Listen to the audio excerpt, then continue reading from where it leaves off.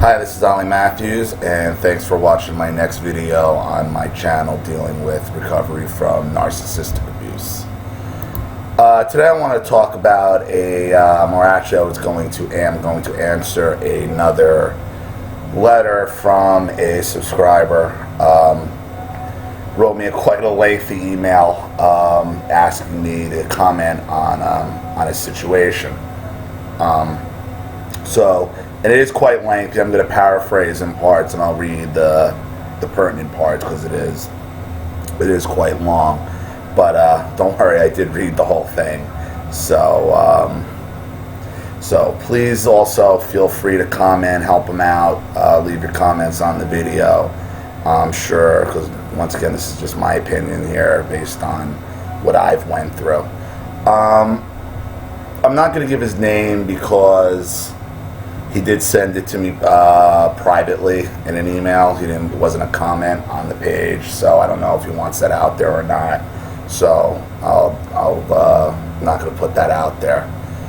Okay, but he does go on to say he just turned 21 about a month ago, and he starts off by saying, I guess trying to minimize what's going on with him, by saying that his level of abuse didn't match up to mine after he looked at all my videos, and he did a scale of 1 to 10 where he said 1 would be what I went through and 10 would be the best, and he was putting what he went through at about a 5 or a 6. So to get into the heart of it, he starts off, unlike you, I was not a good kid. I was aggressive and lacked a strong sense of fear, which got me into trouble at school. A bunch of nastiness happened at that establishment, but that's not important at the moment. Alright. That is important at every moment. What you're doing right off the bat in your first paragraph where you explain to me the 1 to 10 thing, and right here, you're already with the self-blame and the minimization of what happened to you. And that's classic sign of narcissistic abuse. That's what the narcissist does. They make you think everything's your fault. Okay? If you weren't a good kid in school, it wasn't because you were born bad or you had some kind of defect. You're acting out for a reason. You're acting out because you're looking for help. You're trying to get attention. You know? And what the narcissist does is they take that negative attention and they use it. They use it to blame you. And they use it to make you feel bad. And they use it to hold power over you. You're such a bad kid. Why can't you be good? And they use that to hammer you with guilt. And deep down they want you to act like that so they can keep blaming you. Your first mistake, because you do this repeatedly throughout your email, is stop blaming yourself. And stop minimizing it. The only people who are going to minimize what happened to you are the people who abused you, or the people who are going to try to cover for the people that abused you. You know what gaslighting is because you mentioned it later on in the email. Okay? One of the hardest things that I've found to deal with is not to gaslight yourself. And that's what you're doing. You're gaslighting yourself. And for me, it was always when I would do it, it was always out of a fear of somebody else saying, well, no, that's okay, you're wrong, like, for me, it was always a fear of being judged at all times. And I would do sometimes a lot of what you do. I'd almost put the blame on myself, just so I didn't have to hear it come out of somebody else's mouth. But in reality, nobody's going to do that to you. Nobody who really cares. So the first, so right there I would say, accept what happened to you and accept that you're a victim and stop saying you're a bad kid. There's no bad kids. When I was in school, did I act out? No, but I didn't do any of my homework. I friggin' hated it. I hated it. And it wasn't because I was dumb. I was called dumb. I was called lazy. I was called fuckface. I was called that. You name it. Punished and beaten, but nobody ever tried to figure out what the hell the problem was. The teacher would be like, he's so well smoking and he's so smart, we don't understand. We don't understand. My parents would just bring and pound on me and call me names because that's what they did. You know, you're blaming a 6, 7-year-old at the time. You know, you start there, and that's when you get into like, well, I wasn't a good kid, or I wasn't lazy. There was a problem. I was trying to get help, and my other problem was I was bored by school. You know, I just couldn't. But nobody cared to figure this out, except what happened to you. Okay. I'd like to draw a distinction between your parents and mine, in that I genuinely cared about my parents. I don't want to pretend my situation was worse than or comparable to yours, but I do think it's a different situation. You had an enemy at birth versus, say, someone you thought loved you, turning their backs and abandoning you. Yeah, I mean, I did. That is true. I did have an enemy at birth, but from what your letter, we're all their enemies at birth. No matter how the narcissist does it, whether it's, you know, straight out abuse or manipulative abuse or some kind of sub or something, it's all the same. We're all their enemies at birth. You know, I realized very, very, very, very early that I was smarter than both my parents. But in order to survive, and I realized very early that they're dumb, my parents are idiots. My father's just a very good bullshitter, so that made him a good salesman. But they're idiots. So I'm like, look at these dummies doing this to me. So like, I cut off all emotion from my parents at about 3.5, 4 years old. I knew I had their number. My goal was to survive it. You had some sort of bonding moment, I would imagine, so that's where you were trying to get your parents' love and attention, which is where I think your acting out situation was, because I guess any attention was good attention, just trying to turn it into something loving. You know, keep that in mind. You know, you're getting that bond, and you're acting out, have everything to do with each other, because you're acting out because you're trying to get the attention and love that your parents weren't giving you. He goes on to say that his mom's emotionally unstable, his dad is an alcoholic. Luckily for him, he wasn't physically abusive, but he was very verbally abusive concerning my school performance, which was pretty bad. I'd often hear, "You fucking asshole, son of a bitch," how I wouldn't learn until it was too late. I heard all the same things, but that's just what they do. And they, deep down, they liked you performing like that, because it made them feel like a big man, to make you feel like garbage. You know, that's how a narcissist works. But don't think because he didn't hit you that it's any better or it's any better than if he did. Because I had it both. I got hit and I got, okay. The beatings, the pain from the don't stick with you, because the pain goes away. They heal. There's no fear of pain or anything like that. The words is what sticks with me. The words is what's sticking with you because you're bringing them up right now. At 21, whenever those were said to you, say 15 years ago, you're still remembering that. Okay, a bruise you might have gotten, a black eye would have healed by now. It wouldn't have been haunting you. It's the words. The words sometimes can do what hands can never do, because they haunt your mind. And you constantly hear, "Oh, maybe I am a fucking asshole. Maybe I am and you're not. It's the narcissism. It's just they plant it in your head, and they do it because they want to do it. They know that's the desired effect that they want to have, because it's all about control." He goes on to say his mom was a compulsive gambler, ended up running up his dad's bills. She ran out, moved in with another guy. Of course, the other guy became physically abusive, jealous of the child, because narcissists attract other narcissists. And of course, your mother made the she made the confession, like, yeah, I think this guy's a full-blown narcissist. Well, he's a narcissist, but I'm not. Once again, shifting blame from herself to him. And from the way he describes him, he'd lock him in bed. He'd lock him in his bedroom for any infraction. Total totalitarian.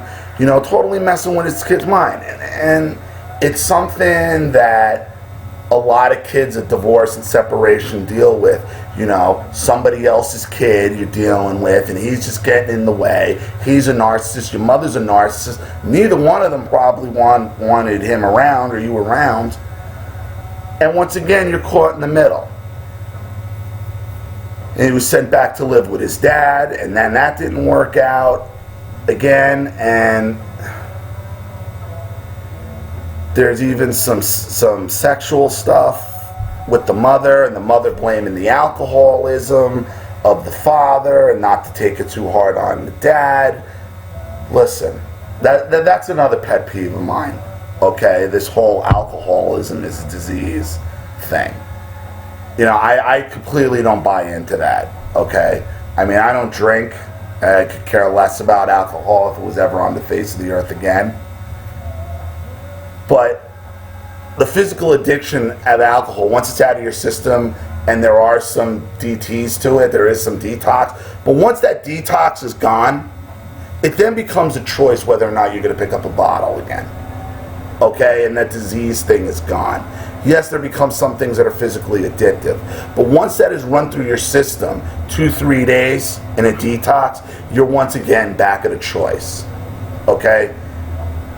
A narcissist is always going to give you a litany of reasons why it's not their fault. Why it's really, and then make you think it's really your fault. It's never your fault. You're the child, they're the adult. And even if they went through abuse, even if my parents went through abuse, and I know my mother absolutely did, okay? My father, I don't know, because everything ever out of his mouth has been a lie. He's incapable of telling the truth. But let's just say, for argument's sake, he was abused. Just for argument's sake, he was.